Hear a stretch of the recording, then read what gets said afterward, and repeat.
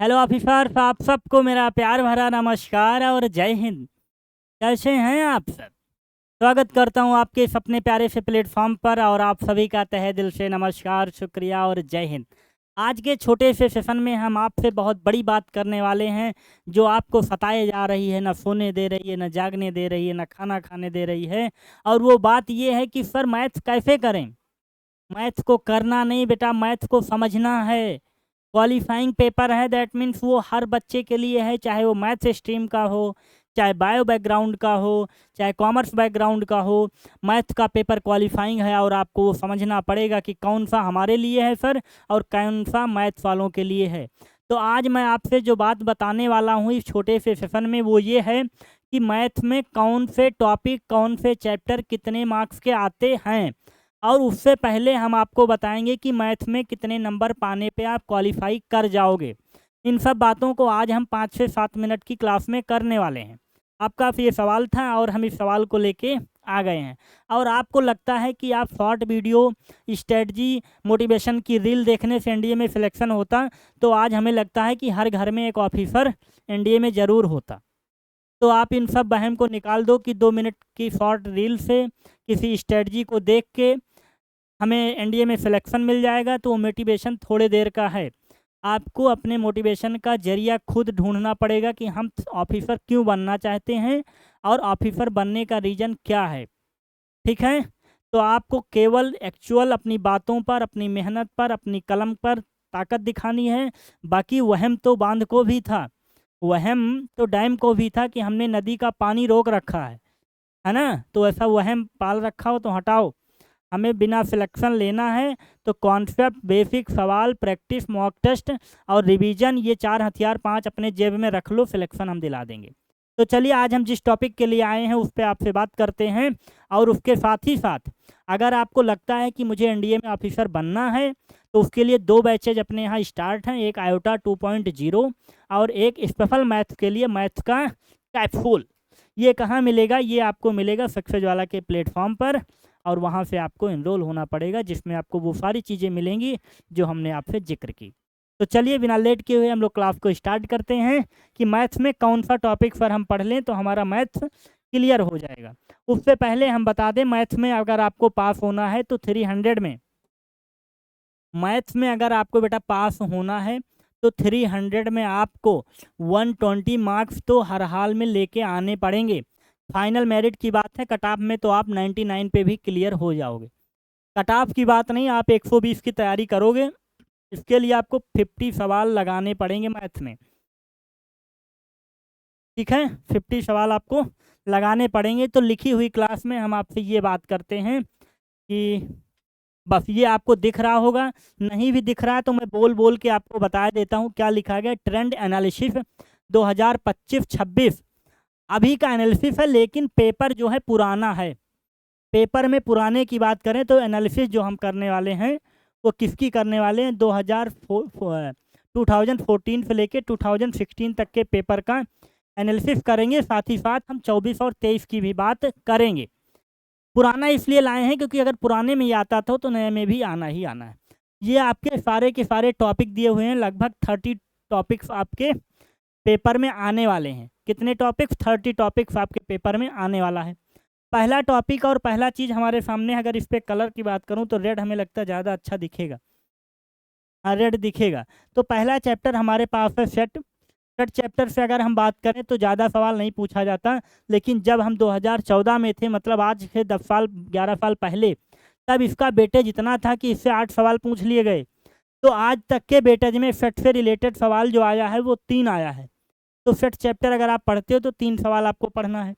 अगर आप relation function के साथ में पढ़ते हो तो 8 से 9 सवाल आपके पूछ लिए जाते हैं। ठीक है, कितने? 8 से 9 सवाल। उसी के साथ अगर आप कॉम्प्लेक्स नंबर, बाइनरी और क्वाड्रेटिक को एक साथ ऐड करो तो कम से कम ट्रेंड एनालिसिस में अगर हम बात करें तो 10 से 15 सवाल, 10 से 15 सवाल इस चैप्टर से आने वाले हैं। बाकी ये पीडीएफ जो लिखी है A to Z आपको ऐसे मिल जाएगी। जब हम सीक्वेंस एंड सीरीज को भी ऐड करते हैं तो ये वेटेज हमारा बढ़ता जाता है। तो हमको पता चला कि अगर हम सर सेट्स पढ़ लें और हम complex number, quadratic equation, sequence and series पढ़ लें तो हमारा जो नंबर ऑफ क्वेश्चन है वो कम से कम 15 से 20 क्लियर हो जाएगा। और 15 से 20 क्लियर होने का मतलब हम 25% कवर कर लिए हैं। अगर आप साथ ही साथ परमुटेशन, बाइनोमियल थ्योरम और मैट्रिसेस डिटर्मिनेंट्स को कवर कर लेते हो तो फिर आप जो है 10 से 15 सवाल कवर कर लिए। तो 15 ऊपर 15 नीचे मिला के 30 सवाल आप कवर कर लिए, मैथ्स कट ऑफ क्लियर हो गई। 30 सवाल अगर आप सही सही कर दिए तो मैथ्स की कट ऑफ आपकी लगभग निकलने वाली है। अब थोड़ा सा अगर बच गया तो सर हम अगर मेजरमेंट एंगल यानी ट्रेग्नोमेट्री को पढ़ लेते हैं तो 10 सवाल सर यहाँ से आ गए, तो 30 और 10 40 आप सेफ जोन में आ गए। आई एम सिलेक्टेड लिख सकते हो मैथ्स में, तो कुछ भी बोलो अंग्रेजी में। तो अगर आप यहाँ तक 14 नंबर तक पहुँच गए हो तो आप 14 पर पहुँचे हो टॉपिक क्या, और अपना सिलेक्शन मैथ्स में आप करा लिए हो, है ना बेटा? हाँ सर करा लिए। उसके बाद के जो आपके चैप्टर दिए गए हैं जैसे properties of triangle, circle coordinate, 3D system में बढ़ते हुए ये जो बेटेज आपके लिए दिए गए हैं A to Z इसी से रिलेटेड सवाल हमारे यहाँ आते हैं। ये जो येलो कलर का पार्ट है इसे बोलते हैं कैलकुलस, और कैलकुलस में यहाँ को भी ऐड कर सकते हैं। तो 15 से 20 से 30 सवाल पूरा कैलकुलस आपका बेटेज रखता है। साथ ही साथ आप अगर 3D में चले गए, area of under the curve, उसके बाद जो लास्ट की लाइन लिखी गई है हमारे लिए miscellaneous vector statics on probability, ये अगर आप पढ़ लेते हो 3 चैप्टर, कौन कौन सा? वेक्टर, स्टैट और प्रोबेबिलिटी। ये 3 चैप्टर इतने इंपॉर्टेंट हैं हमारे लिए, जैसे आपके लिए पानी इंपॉर्टेंट है, जैसे आपके लिए जल इंपॉर्टेंट है। अब कोई मूर्ख व्यक्ति आ जाए वो पूछे जल इंपॉर्टेंट है कि हवा, तो हमें लगता है इसका जवाब आपके लिए ठीक नहीं है, तो उसे पूछने दो। लेकिन ये चैप्टर उतने इंपॉर्टेंट हैं जैसे हमारे लिए पानी इंपॉर्टेंट है, हमारे लिए हवा इंपॉर्टेंट है, हमारे लिए खाना इंपॉर्टेंट है। तो अगर एनडीए में अच्छे रैंक्स आपको लानी है तो स्टैट्स, प्रोबेबिलिटी एंड वेक्टर को आपको पढ़ना पड़ेगा। तो हम आपको क्या क्या बताए उसके साथ लिख भी देते हैं, ताकि वहाँ अगर कम दिख रहा है तो यहाँ आपको दिखने लगे। पर आपने पहला नाम जो लिया था वो लिया था सेट चैप्टर का। सेकंड नंबर जो हमने आपसे बात की थी मेरे भाई, वो हम बात किए थे complex number, complex number and quadratic की बात किए थे। किसकी? क्वाड्रेटिक इक्वेशन की बात किए थे, इक्वेशन की बात किए थे।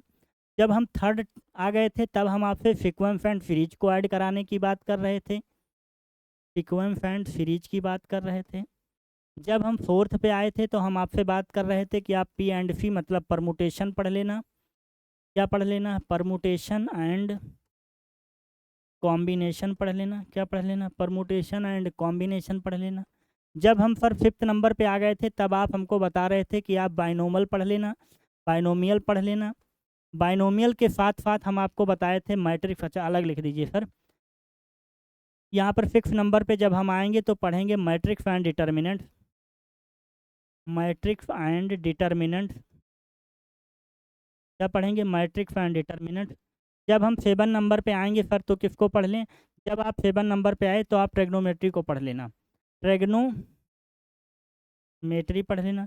इसको 3 पार्ट में डिवाइड करेंगे। एक डिवाइड करेंगे प्रॉपर्टीज ऑफ ट्रायंगल में, प्रॉपर्टीज ऑफ ट्रायंगल। दूसरे में अगर हम बात करें तो आइडेंटिटीज की बात करेंगे, आइडेंटिटीज की बात करेंगे। थर्ड पे अगर हम बात करें तो हमारा हाइट एंड डिस्टेंस होता है, हाइट एंड डिस्टेंस होता है। अगर हम 8 नंबर चैप्टर की बात करें आपके लिए तो आपको पढ़ना है वेक्टर। जब हम 9 नंबर की बात करें तब आपको स्टैटिक्स पढ़ना है। जब हम 10 नंबर की बात करें तब आपको प्रोबेब पढ़ना है। क्या पढ़ना है? प्रोबेबिलिटी। अगर आप इतना मेरा लिखा हुआ पढ़ लेते हो, क्या अगर इतना मेरा लिखा हुआ पढ़ लेते हो तो कोई भी व्यक्ति ऐसा नहीं है अभी तक इस पृथ्वी पर जो आपका एनडीए मैथ्स क्लियर ना करा दे। नोट कर ले मेरी बात, तो नोट कर ले, थोड़ा हट जवाब तो हम लिख लेंगे। तो जैसे हमने इसको विदिन हमें लगता है 4 से 5 सेकंड नहीं तो 20 सेकंड लगा होगा लिखने में। अगर हमको 20 सेकंड लिखने में लगा इसका मतलब ये है कि सारा चैप्टर हमारे दिमाग में चल रहा है। तो ऐसे ही जिस दिन आपके दिमाग में पूरा एनडीए का सिलेबस आ जाएगा उस दिन आपका सिलेक्शन कोई रोक नहीं पाएगा। उसके बाद जब आप इतना कर लो मेरे भाई तब 3 बातें और कर लेना अंत में। क्या क्या सर वो भी आज बता ही दो आप। पहला, आप कॉन्सेप्ट बहुत अच्छे से पढ़ना मेरे भाई। क्या कॉन्सेप्ट पढ़े बिना आपका सवाल लगेगा नहीं और आप डिमोटिवेट होगे, सर मुझे मैथ्स आती नहीं। तो मैथ ना आने का रीज़न एक ही कि आपने अपना कॉन्सेप्ट कहीं ना कहीं कमज़ोर कर रखा है। जब आपका कॉन्सेप्ट क्लियर हो जाए बेटा, तब आप बेसिक सवाल लगाना, क्या बेसिक क्वेश्चन लगाना, कोई बड़ा मैथ की टीचर बनने की कोशिश मत करना। जब आप कॉन्सेप्ट पढ़ लो तब आप क्या करो, बेसिक छोटे छोटे सवाल, परमुटेशन के, कॉम्बिनेशन के, जिससे भी आपको लगे बहुत छोटे छोटे। तब जब आपसे छोटे सवाल थोड़े लग जाएंगे तब आपको यूं सर अरे मुझसे सवाल लगने लगे। जब आपसे बेसिक लग जाए तब थोड़ा सा आप बढ़ो किसकी तरफ, प्रीवियस ईयर की तरफ। और प्रीवियस ईयर के साथ साथ बगल में अपनी एनसीईआरटी चिपकाए रखो। एनसीईआरटी की किताब तो बेटा भूलना मत, ये साथ में रखो। और कॉन्सेप्ट जब पढ़ रहे हो तब आप की नोट्स का मतलब चाबी दिखती छोटी है पर बड़े बड़े ताले को खोल देती है।